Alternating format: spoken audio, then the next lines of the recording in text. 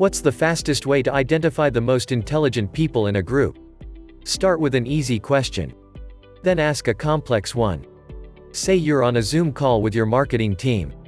You need ideas on how to spend the last unallocated $5,000 of your campaign budget.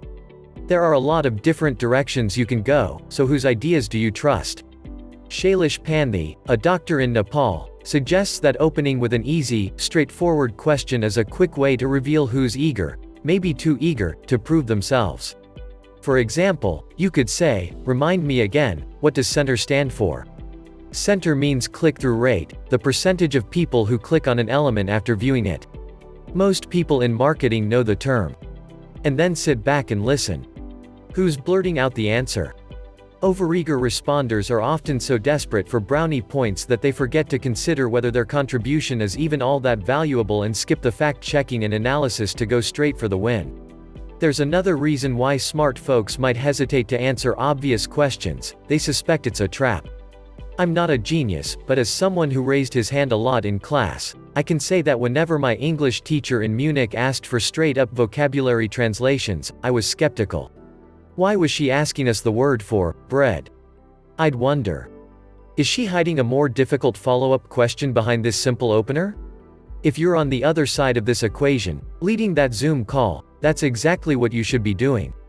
With the noise cleared away, you can now drop the actual, more complex, probably more creative ask: how should we spend our remaining marketing budget?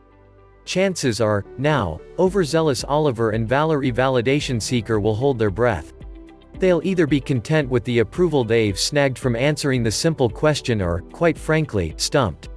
The process of drawing out the smarter people in the room won't be as cut and dry. You might have to prompt folks by calling them out by name. They may respond with another question, such as, "What's our primary goal in spending the money?" Or they'll look through their notes they've probably been quietly pondering for a while. They might be a bit hesitant. They understand that there's never just one end-all, be-all answer, and they have no shame in calling on others to improve on their thinking. Eventually, however, they will suggest an idea. If you're a leader who wants to know who in your team is an innovative problem solver, who knows how to think instead of merely what to think, this is the moment you're trying to reach. Smart people know that listening is more valuable than talking and that neither beats thinking for yourself.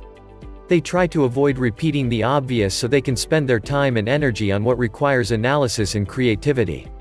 Being too eager opens us to error and careless mistakes.